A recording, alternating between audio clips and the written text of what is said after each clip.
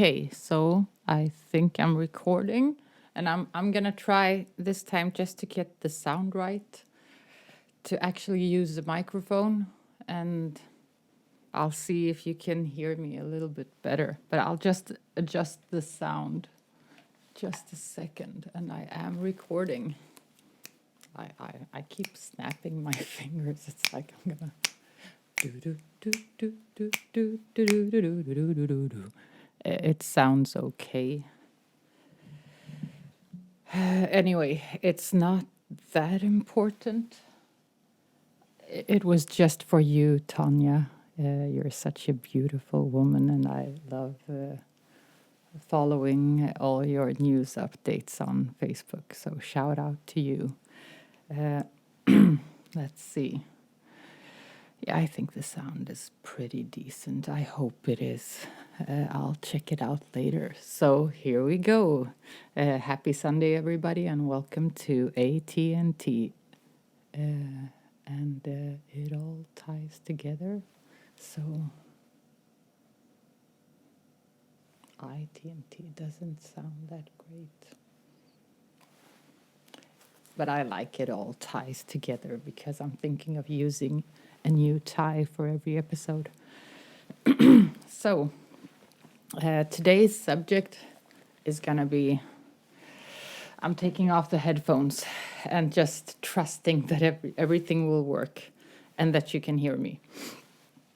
So today's subject is a subject that is not suitable for children because it deals with child sexual abuse, human trafficking, and the trafficking of children, and its gruesome beginnings.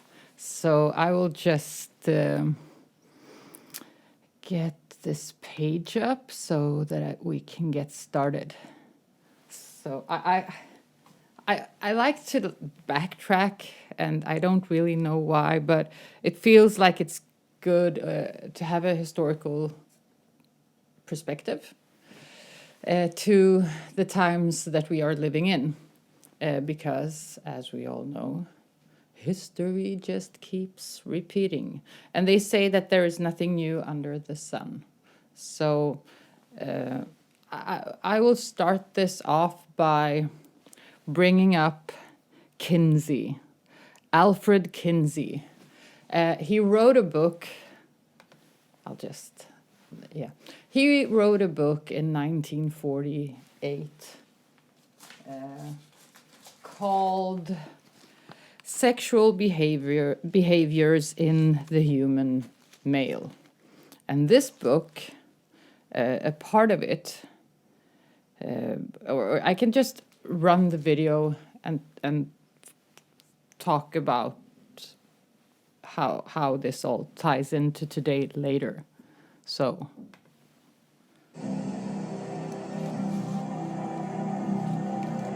in 1948, a book was published that sparked the sexual revolution. Unnoticed within it were the details of the sexual abuse of several hundred children.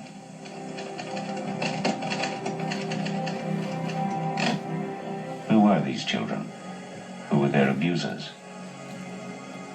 And how did the world's most famous sex scientist come to use the details of these sexual assaults as evidence of children's sexuality?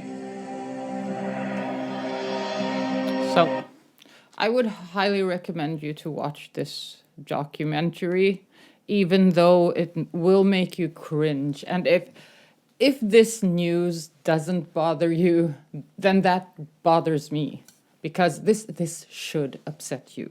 All of it should upset you to the point of rage, the rage needed to actually do something about this, because it's the insanity of it all. So anyway, Kinsey's pedophiles. So Kinsey wrote this book, which he gave to the world in 1948, where he references pedophiles abusing children as evidence of children's sexuality. And this in turn lays the grounds for the sexual revolution and a lot of other nasty, nasty shit.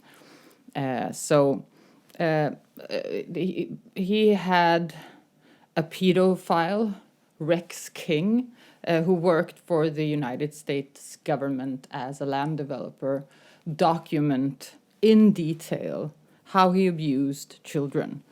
And it's horrifying, and actually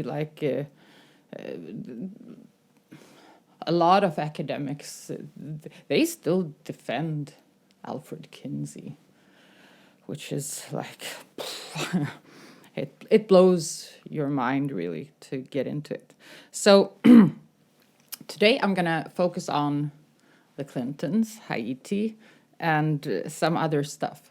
But before I do that, I would like to mention for all of you who are still not awake to the fact, because I actually had a friend tell me, yeah, well, pedophiles have been around forever. And I was like, yeah, they have, for sure. So they're not progressive. Like they want to say that they're so oh, this is so new and it's a new world and a new age. But actually, they're really regressive, because yeah, pedophilia has been around for ages, and so has slavery and human sacrifice and yeah, a lot of other bullshit that in no way justifies that it should be able to just operate freely in a modern society with access and availability to everything on the internet and their lovely bitcoins. And I hope I follow this guy. He's great. I can't remember his name, but I'll get it later. As I'm sort of getting into the history of it all, I think I should keep doing that. So I don't plan this that much. It's not in the sense that I don't look for information and try to keep tabs on reality, but then when I film this, I end up I just take it on a whim, and I do not want to cut this. So, and I still don't want to waste your time with just wabbling away. But I could, if I wanted to, talk about Boys Town, or all the Catholic churches' child abuse, or Isaac Cappy's kill switch, or Comet Ping Pong and James Alefantes and all of that, or Kill Rooms, or Call Me Skippy, which is, oh God, I wish I didn't have to know everything that I do know, but my line of thinking is this. The children who are being abused really need us. You imagine the Me Too movement. Jesus, I want to throw a shleka, which is in Arabic, it's like the flip-flop on the feminists today, because the way I see it, they've basically lost their minds, most of them, waving rainbow flags everywhere. And this is also ironic. I know I'm digressing again, but can I do that? And then at least it will be natural, have a natural flow to it, and I would prefer to do it that way. So the rainbow flags. This amazes me about the rainbow flags, because if you tell people that there is a global agenda and that they want this new world order, which is actually the old world order sold to you in a GMO frenzy of chemtrails and frequency weapons and mind control, and they're really good at what they do. They are. Who doesn't cry in Disney movies? And they hit you where they know it hurts, or where they get you. So,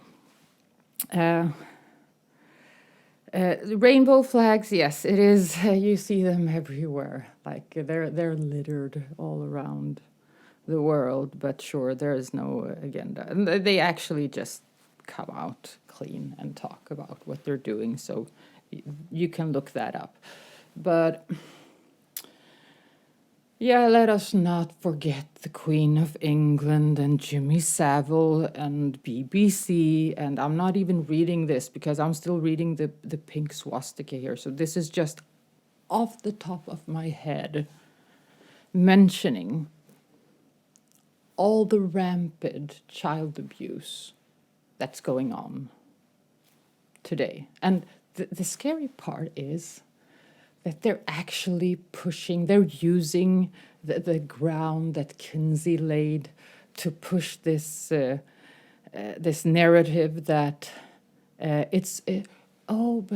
it's pedophilia, we're child lovers. That's why we fuck children so they get like hurt and maimed for the rest of their lives. Oh, Jesus. Oh, I just need to take a second. So this really gets me. It does. It's awful. I can't joke this away. So this episode will have to be more inspired by Gordon Ramsay yelling at people. Oh, Jesus, the bastards, the bastardly bastards. So I digressed quite a lot, and I'll try just to get back to the issue. So I've been listening to some lectures on the Pink Swastika, which is a book that talks about homosexuality within the Nazi Party. It also talks about Hitler's past as a male prostitute, and I really don't know, like, it's hard to know about, like, the validity of that, but I did find some interesting things in it, which ties back historically even further back. So we'll make a zigzag here. And this is cross-dressing soldiers in the German army. These photos show cross-dressing soldiers from the German Wehrmacht. Die Fotos zeigen auf einmal Soldaten, die wir kennen als Nazi-Krieger, auf einmal von einer Seite, die man nie erwartet hätte. Also das sind auf einmal eine gewisse Weichheit, eine Sentimentalität, die kommen auf einmal als Menschen mit Sehnsucht daher. Martin Damann collects private photo albums from various wars. He went through hundreds of albums from World War II and found so many pictures of cross-dressing soldiers that he published a whole book of them. Solche Fotos gibt's in allen Fotoalben aus Kriegen. Verrückterweise gibt's in... So I'll just stop this here, and then, wait, I'll just jump here to... let's see... Pastor Scott Lively, author of The Pink Swastika. Now, I have not read the book. I have read excerpts from it, and I've listened to Pastor Lively speak. But I'll just let him dive into this, because what I do want to get into today's issues, because this is really just laying a path or giving you a red thread to follow. Than fiscal issues and secular issues. This goes right down to the idea of where do we stand as human beings in relation to what God said about the very essence of who we are as human beings. How do we deal with the issue of sexuality as human beings in God's world and under his system of accountability? And We didn't have this issue back in the 1940s and before. There had always been a discrete subculture of people who wanted to live outside of the mainstream, but it wasn't until the late 1940s that we really began to have to start dealing with this when they made their move, and here in this country. But that move didn't start here in this country. The modern homosexual political movement actually started in Germany. That's what this book is about. The pink swastika, homosexuality in the Nazi Party, is a couple of things. One, it's documentary evidence in support of Romans chapter 1. How many people know what I'm talking about? Romans chapter 1 in the Bible, right? Where homosexuality is defined by God as being representative of the reprobate mind, the depraved mind. And then at the end of Romans 1, there's a laundry list of antisocial behaviors that really... And I'll just cut him off because, like, this is my news show. So he does dive into some really interesting historical issues which do tie in to the issue of child abuse in the realms of power, the systematic child abuse within the realms of government and power and in the elite that have been going on for ages. And I could let him talk. I'll just sum up some of what he talks about or writes about in his book or talks about in his lectures, and it's how the basically, and I'm really like putting this to its essence. This does not make it justice, but and this I do want to say this.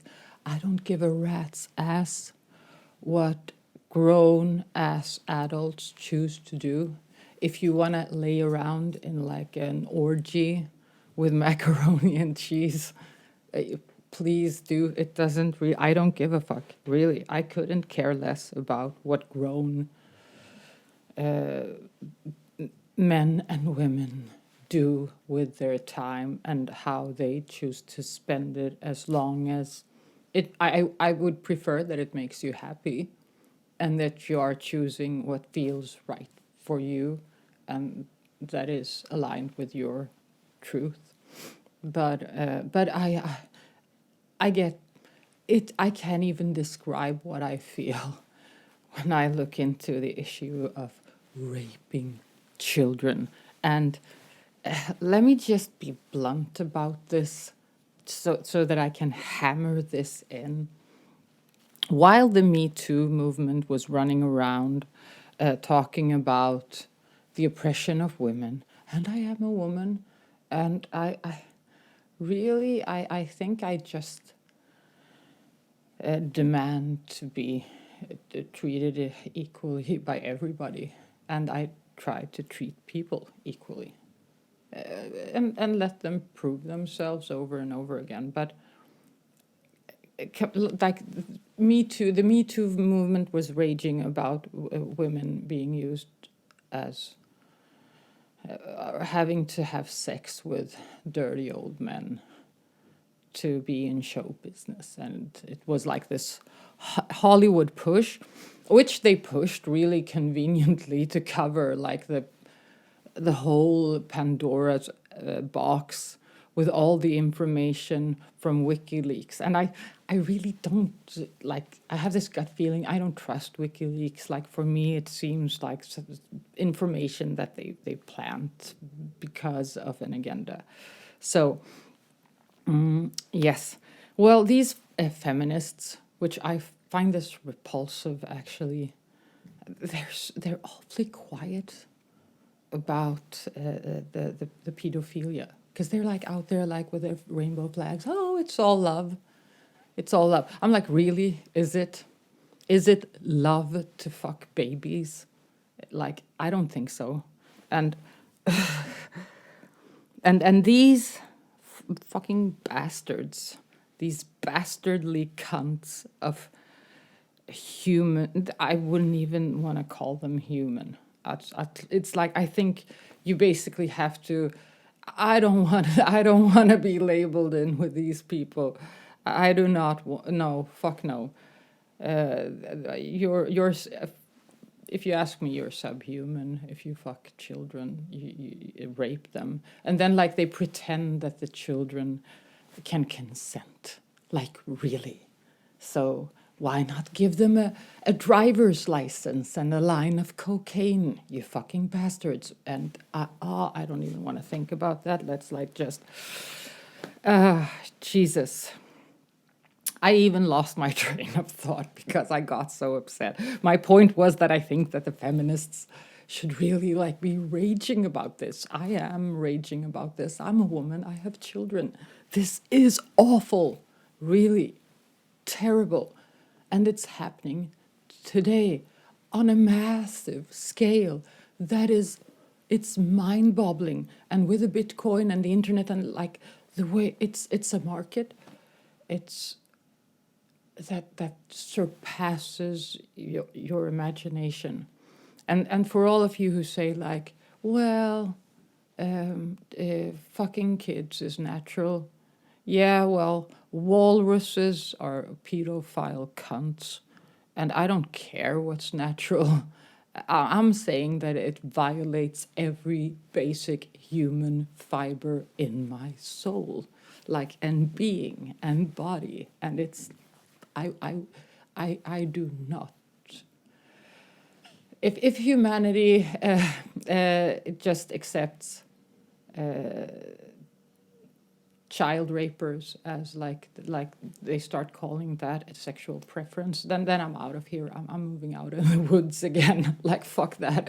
And like I'll be like barricading and shit. So back to what I wanted to talk about. And it isn't Boys Town. And you should really look into that too. But there is so much information.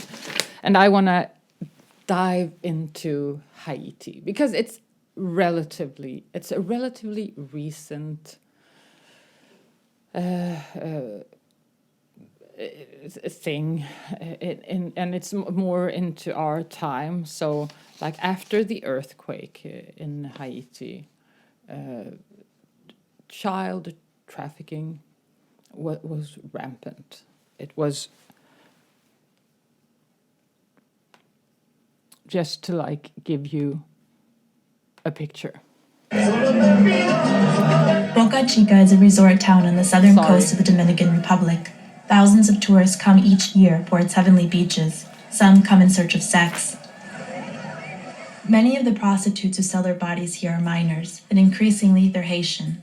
After the January earthquake in Haiti, a growing number of young women who lost everything in their homeland began seeking a future here. So many have come in recent months that some young Dominican prostitutes told the Nuevo Herald that their Haitian competitors will soon outnumber them. On these mean streets, hunger made Maria sell her body. She is 12.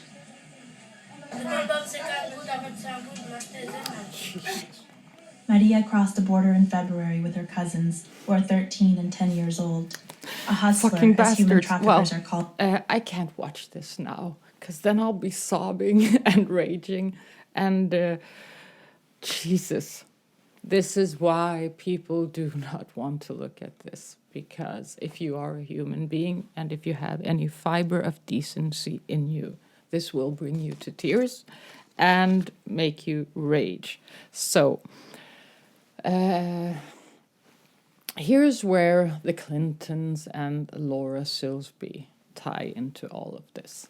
So, Laura Silsby was arrested in Haiti because she was trying to smuggle 33. Who would have guessed it? That number just keeps popping up. Children from Haiti.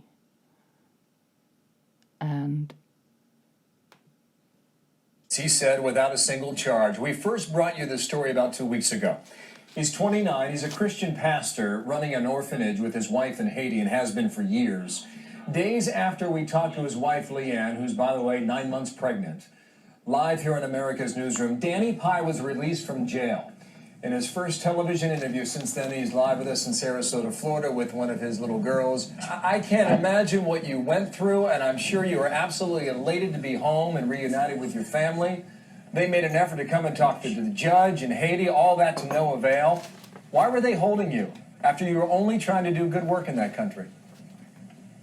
There's no official charges. There's lots of talk and lots of rumors of why the reasons were. But I was arrested actually just 2 different times and held for 5 months in the jail with the charges of contempt of court and false documents were the official charges, but they never came into they were. So I'll cut him off there, and we will get back to Daniel. Let's us not forget. So anyway, Laura Silsby and Daniel were arrested trying to cross the border out from Haiti with 33 children, aged from 2 months of age to 2 years. And what they said was the entire team deeply fell in love with these children. Oof. And so we could dive into Laura Silsby, who changed her name because she got married. I'm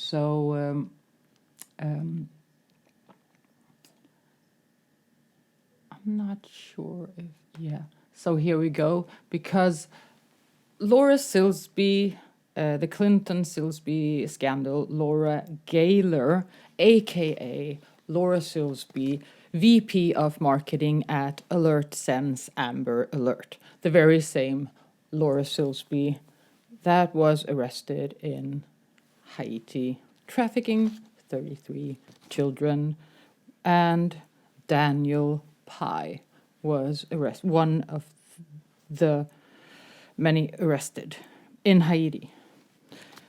Daniel Pye was later, which makes the interview that you just saw sickening. This really will turn your stomach. So Daniel Pye. But those are the accusations. So what did the judge come around to? Pretty much wrote their names in a small message to me. Well, the prayers worked. How's your wife doing? Yeah. Has she given birth? She's doing great. She did. She gave birth to our son yesterday afternoon, Joseph Daniel, healthy, beautiful baby boy. Yesterday afternoon, successful childbirth. So. That's great. Well, Ryan has a sibling to play with now. Tell Ryan hello, will you? Okay. And best to you, Danny, for your time today, and give our best to Leanne. Congratulations. Welcome home. It's nice to see you healthy. Thanks. Thank you. And here we go. 6, a former Liberty Hill High School educator is accused of sexually assaulting at least 4 children in an orphanage he ran in Haiti.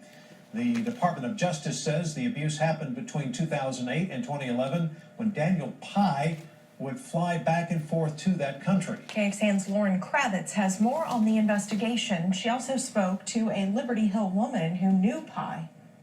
I feel sick to my stomach when you told me that. Learning that her former neighbor, 35-year-old Daniel Pye, is accused of sexually abusing children. This is his public Facebook profile. Scary. This woman doesn't want to show her face, but she says her son would go over to Pye. So, man charged with sexually abusing children in Haiti orphanage. Is this the same Daniel Pye that was arrested with Laura Silsby, who changed her name to Laura Gaylor, and is, I think, I have not been able to verify this completely yet, but I will look into it just out of curiosity. But she now works with the Red Cross, according to some sources that I've read, but I'm not done with that, so I can't verify that. But all of this is actually right out in the open. Jesus, yes, I try to keep this like half an hour long, which seems like a reasonable time frame,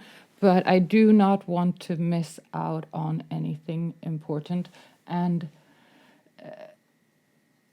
So I was actually, there we go. I just want to give a big shout out to what's this guy called? Surviving Life.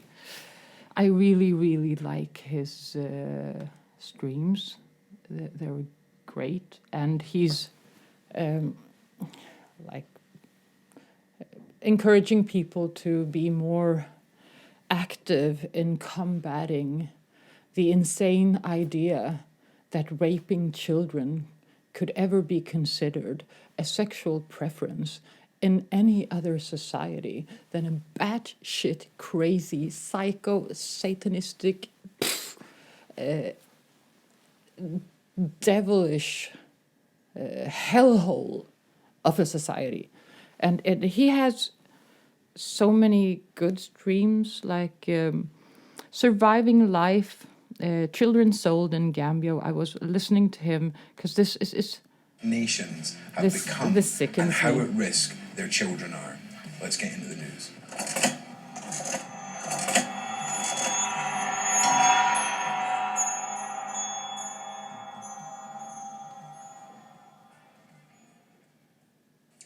Okay, so this was the report that got my attention today. 6 sales inside pedo paradise, the Gambia, where sex beasts are buying African children and toddlers to rape. Now, sadly, this is not a new story with regards to the Gambia. This is just all coming out now, once again, as history usually does tend to repeat itself in these scenarios. So I'm just going to go through this with you, and then we're going to have a look at some previous reports that kind of put the paedophile sexual tourism industry into light for you. Let's have a look. Tragic. Gambian children are being sold to British paedophiles for as little as £2 a time by their desperate parents, Sun Online can reveal. Huge numbers of predators are taking advantage of lax laws in the poverty-stricken African country to embark on sick child abuse holidays where they openly target little boys and girls. Now, you're talking about a country where I think it's 60% of the population are living way below the poverty line. We're talking about African poverty lines here. So, I would like, I stopped him with a nicer facial expression because I like your show. So the point being is that in no way is this just something that's going on in Gambia or in Thailand or in like any poor country. And the scary thing is that it's one thing hunting child abusers, child rapers out in public, but how do you get at the ones who are in government or in positions of power and control, who do their abuse in underground bunkers and like places that are not accessible to the ordinary person? And like, so you have basically this system where the police and armies, they don't question the orders given usually, and if they do, it usually ends up in political chaos. And run by these really dubious, like run by these psychopaths. Like you can't really call them human. They don't give a shit. If you're raping babies and killing babies, you don't really have a heart or an emotional or moral compass anyway. So why would you trust them to solve the situation for you? Like with the QAnons, all like hailing, oh, Trump, like he will get, like one of the psychopaths and pedophiles would actually hunt down his friends, which he would, because if he is a real psychopath, they will throw away the expendables. They will seize an opportunity to mask themselves as the crusaders of truth and righteousness, when in reality they are just copying out competition and getting rid of some people that they wanted to get rid of anyway, and keep on with their devilish, horrible hellhole of a plan for humanity and our children. And I will not accept that. And that makes me relatively happy in a world that's gone insane. And with that, I see that I could wrap this up in 37 minutes, which would be awesome. So the pink swastika, I have 2 minutes left. I'll jump to that. Is interesting because what he dives into is like the book burnings were basically all the charges against the SS and the German youth programs of the day of child abuse. And when they burned the books, they burned some books, but like in the middle of that pile, they got rid of I don't know how many dossiers of child abuse allegations from concerned relatives or parents or whatever. So I would urge you all to listen to it, and I will be sharing the links to everything I talked about down below, and also some articles, or I could just like copy and paste some of them and reference where I got them from. And this is it for today. Thank you so much, and I'll see you next Sunday if you want.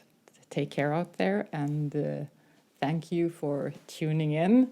And I'm actually checking it because it's 51 and the seconds, like, they take forever. But I do want it to hit 37 because I like 3s and 7s. And there we go. Take care.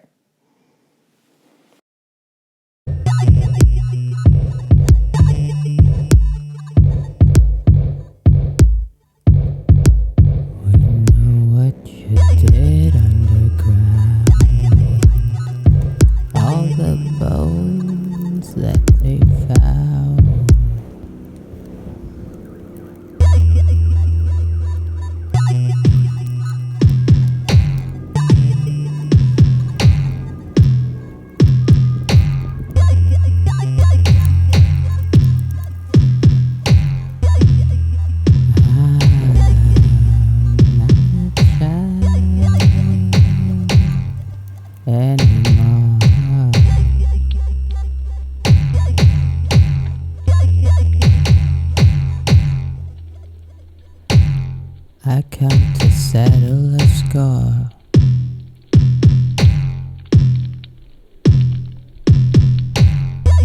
We know what you did in the darkest night. It's all coming to light.